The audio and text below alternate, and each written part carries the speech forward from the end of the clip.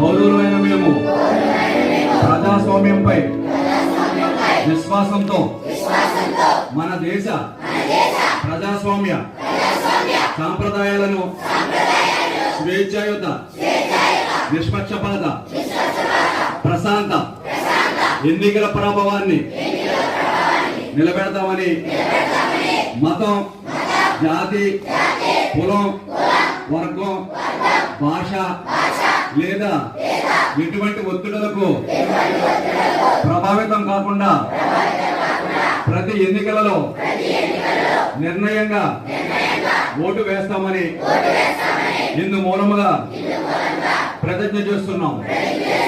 జై హింద్. ఓటు మన ఓటు మన ఓటు మన ఓటు మన ఓటు